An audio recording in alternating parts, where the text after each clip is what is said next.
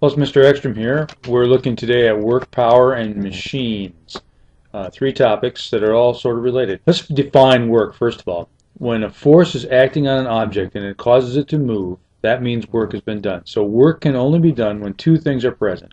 One is there has to be a force acting on the object, and the other thing is it has to move. So there has to be a delta D, a change in distance. And in fact, that is the definition of work. You quantify work by multiplying the force applied by the distance over which that force was applied. Let's quantify work. First of all, let's rewrite the definition. Work is equal to force times the distance over which the force is applied. That's a good item to put in your toolbox. Now, thinking about the units, when we talk about force, we're using units of newtons. Distance in the typical SI system is going to be meters. And so the unit of work is the Newton meter. This has been renamed the joule, after a guy named Sir Robert Joule is actually how it's supposed to be pronounced. That's abbreviated with a capital J. So that is the SI unit of work.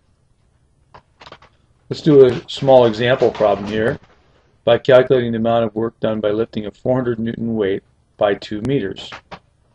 So here's our 400 Newton weight.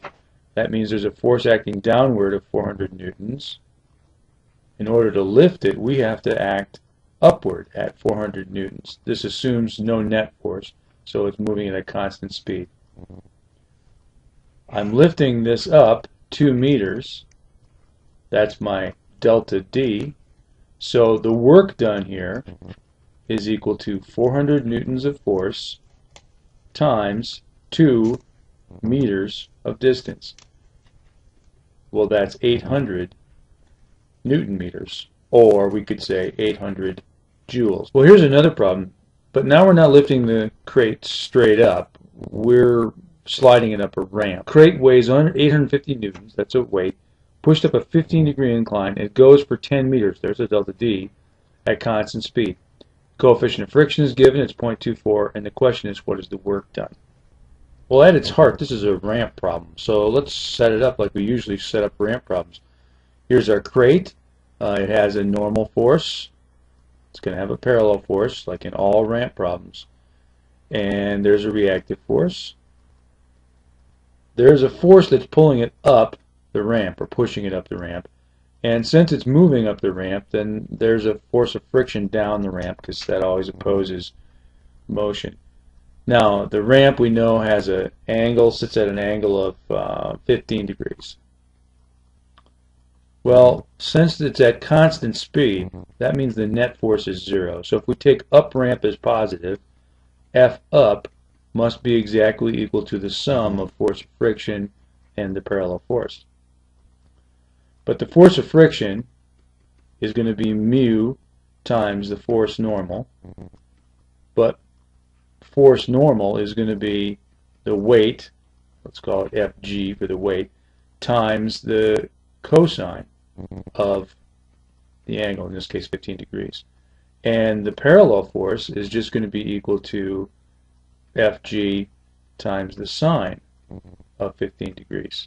So therefore, our force that's pushing this thing up the ramp is going to be equal to not the weight of the object, but mu times the weight of the object times cosine of 15 degrees plus the weight of the object times the sine of 15 degrees. Let's quantify this. Mu was 0.24. The weight of the box was 850 newtons. Multiplying that by cosine 15 plus 850 newtons times the sine of 15 degrees. Well, when you calculate this all out, you get 417 newtons. So that's the force. Now, if we want work, work is force times delta D. So we'll take that 417 Newton force and we'll multiply it by how far up the ramp it goes. And the problem said that was 10 meters. So when you multiply these together, we're going to get 4,170, and it's Newton meters or joules. That's the amount of work done. One thing that you notice is it takes a lot less force to push this thing up the ramp than it did to just pick it up. It would be 850 newtons of force to pull it straight up. It's a lot less force to slide it up the ramp. This is an example of something we call a machine, which we'll look at later on. You can identify work on a graph of force versus displacement. It's not too hard to do. If you think about what we have going on here, the definition of work is equal to force times delta D. And on this graph, say you're going at some force, F, and you do it over some distance that we're going to call delta D. Well, the graph of that shows a straight line at F for as long as delta D is. Well, force times delta D is the area of this thing. So the area under the curve of force versus distance is equal to work. Another example of work done is the work that's done when the spring is stretched. To be able to quantify this, we have to know something about the force that is exerted by the spring. It turns out that it's directly proportional to the distance the spring has been stretched. So if you look at this spring that's about to be stretched here, as this thing stretches, it moves through some distance, delta x. We're going to call that delta x. That's not the length of the spring, it's how much the spring got stretched. Now here's the force. The force that's generated when the spring gets stretched is equal to a constant number, constant of proportionality, times delta x. So if I know how much it got stretched, force is going to be proportional to that by some constant that's a characteristic of that spring, and you could determine that experimentally. Let's take a look at two different situations. One is a small stretching. Delta x is little, the force vector is little. On the graph, we see a small increase in x, we see a small force. A bigger stretch, larger delta x, gives us a bigger force vector. And so on the graph, we see that the longer we stretch out the spring, the bigger we make delta x, the bigger we will make the force. So the maximum amount of force that you get here is going to be equal to F max here is going to be equal to K, that's the spring constant, times delta x. Well, if we want to know work, that's the area of the force versus distance curve. So the area under this curve is the work done in stretching out the spring. Well, the area of this triangle is base times height. But the base is delta x, and the height is K delta x. So K delta x squared is the base times the height. But the area, which is the work, is half the base times the height. So we get this formula, let's just formalize this, 1/2 K delta x squared. That's the work done when a spring gets stretched out. Let's work on this example problem. We have a spring. Its spring constant, that K, is given to us, 2.56 newtons per meter, and it's stretched from a length of 10 centimeters until it was 15.2 centimeters. So the question is, what's the force exerted by the spring? Well, force is going to be equal to K times delta x. So let's first figure out what delta x is. Remember, delta x is not the length of the spring, it's how much the spring got stretched. So it got stretched out to 15.2 centimeters from an initial length of 10.0 centimeters. So that's 5.2 centimeters. Well, now let's calculate the force. K is 2.56 newtons per meter, and I'm multiplying that by my delta x. But my units won't work out unless I change 5.2 centimeters to meters.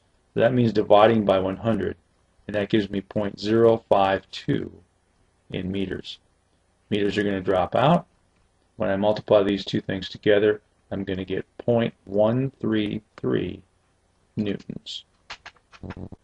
Next question is asking about the same spring. What is the work done to stretch the spring out that far? Well, work for a spring is 1/2 K times delta x squared. So plugging in 1/2 and then K of 2.56 newtons per meter, multiplying that by 0.052 meters squared, we can get our answer. And if you look at what's going on with the units, I got newtons over meters multiplied by meters squared. So one of the meters will cancel, and I'll end up with Newton meters or joules. And that's good because those are units of work. The answer I get here is 0.0035 joules. Not much work, but it's a fairly light spring. Power is a topic that's closely related to work. In fact, power is just the time rate of doing work. In other words, how fast are you doing work? The faster you can do the same amount of work, the more power you have. Here's the definition. Power is equal to work divided by the time over which the work takes place. Another way we can think about this is power is equal to force times delta D divided by delta T, because force times delta D is what work really is. But delta D divided by delta T, that's equal to velocity. So we could also say power is equal to force times velocity. Sometimes that might be more useful. The formal definition is work over time. Here's how we quantify power. Thinking about the definition of power as work over time. Work is in units of joules, or Newton meters. Time is in units of seconds. And so our unit is the joule per second. The joule per second has been renamed the watt, after Isaac Watt, I think his name was. And capital W is the abbreviation for watts. All right, here's a question.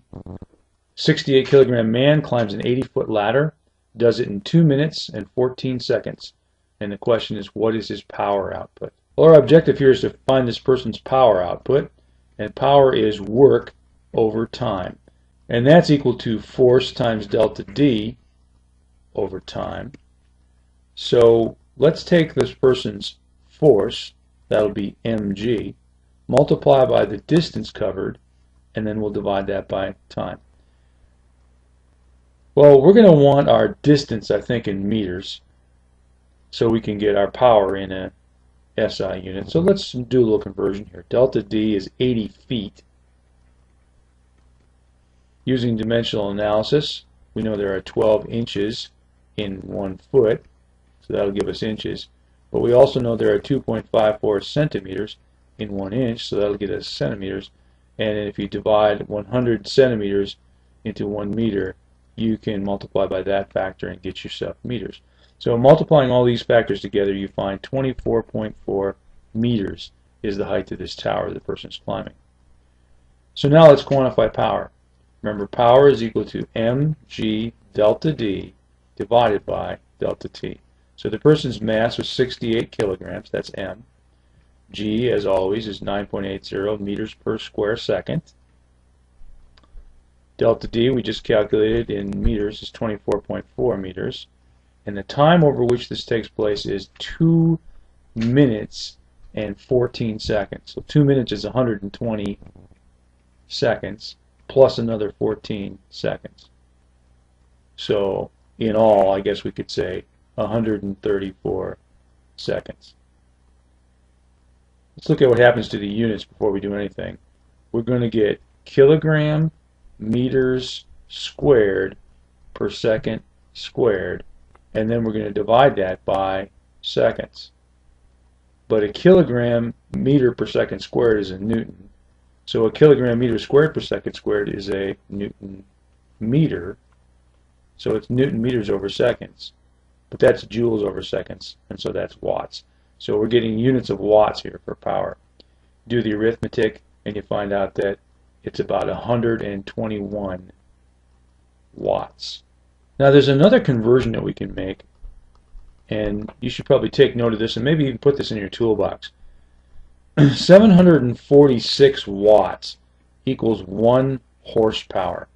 This is a conversion factor between the conventional SI unit and the one that we use even in the United States for our electrical power, and another unit that we use in the United States, horsepower.